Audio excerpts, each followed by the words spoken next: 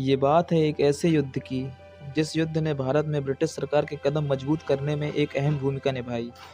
इस युद्ध में ब्रिटिशों ने न केवल षड्यंत्र रचा, बल्कि उन्होंने बंगाल को अपने अधीन कर लिया। कहा जाता है कि उस समय भारत में बंगाल एक ऐसा क्षेत्र था, जहां से भारत की आर्थिक स्थिति काफ़ी मजबूत थी। आखिरकार भारत में इतनी मजबूत अर्थव्यवस्था कैसे टूट गई? आखिर क्या हुआ था उस समय?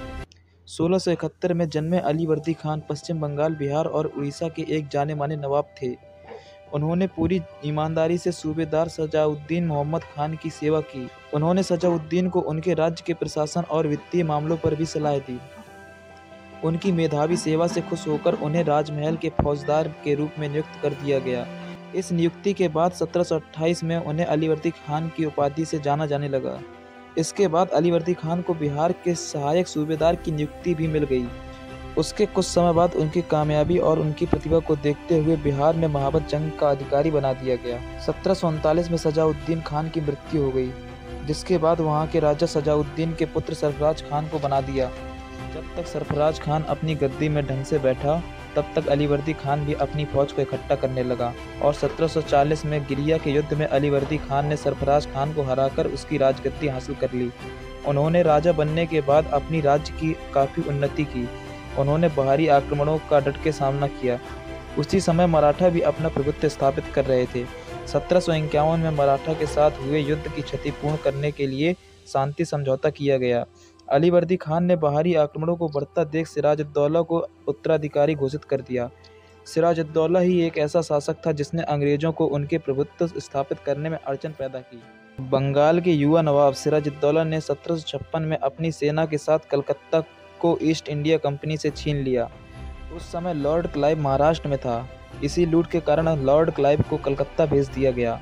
उस समय लॉर्ड क्लाइव महज 32 साल के थे। लॉर्ड क्लाइव ने बंगाल की कंपनी के हितों को सुरक्षित करने के लिए एक नया नवाब बनाने की सोचा। उन्होंने मीर जाफर को जनरल बनाना चाहा। सिराजुद्दौला को आभास था कि उनके खिलाफ षड्यंत्र रचा जा रहा है, इसीलिए सिराजुद्दौला दक्षिण में प्लासी की ओर चले गए। दिन था 13 जून का। क्लाइव लगभग 2000 भारतीय सैनिकों और 30 नाइट ऑफ फुट की 600 ब्रिटिश पैदल सेना के साथ साथ 10 फील्ड टुकड़ी, 2 छोटी तोपों और लगभग 200 तोपखानों के साथ आगे बढ़ गया। उधर मीर जाफर अपने संदेशों में लॉर्ड क्लाइव की खतरनाक फौज को दर्शा रहा था। प्लासी गांव के पास ही एक भागीरथी हुगली नदी थी, इसलिए वहां का मौसम काफ़ी गंभीर था। उनकी सुबह बादलों से भरी हुई थी। दूसरी तरफ नवाब सिराजुद्दौला के पास लगभग 50,000 सैनिकों के साथ 50 से अधिक तोपें भी थीं। सेना के मामले में सिराजुद्दौला लॉर्ड क्लाइव से काफ़ी आगे था, मगर लॉर्ड क्लाइव के पास काफ़ी हथियार थे। उस दिन जैसे जैसे समय बढ़ता गया, बादल और घने होते गए और दोपहर होते होते बारिश ने अपना प्रकोप दिखा दिया।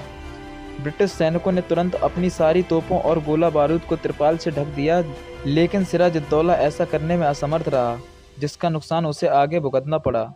क्योंकि जब नवाब अपनी सेना के साथ आगे बढ़ा तब उसके पास कोई भी तोप और गोला बारूद नहीं था। वहीं लॉर्ड क्लाइव अपने सारे हथियारों के साथ सिराजुद्दौला की सेना पर हमला कर देता है। उसकी सेना को हारते देख मीर जाफर सिराजुद्दौला को एक सुझाव देता है। वह कहता है कि सिराजुद्दौला तुम पीछे हट जाओ। जब क्लाइव ने सिराजुद्दौला की सेना पर दोबारा हमला किया तब वह ऊंट पर सवार होकर भाग गया। जब सिराजुद्दौला प्लासी से भाग गया तब मीर जाफर भी नवाब के पीछे गया और उसकी हत्या कर दी। लॉर्ड क्लाइव ने मीर जाफर के इस काम को देखते हुए उसे बंगाल का नया नवाब घोषित कर दिया। इस हार से कलकत्ता की आर्थिक स्थिति में काफ़ी फर्क पड़ गया और वहीं ब्रिटिश सरकार के भारत में कदम और मजबूत हो गए।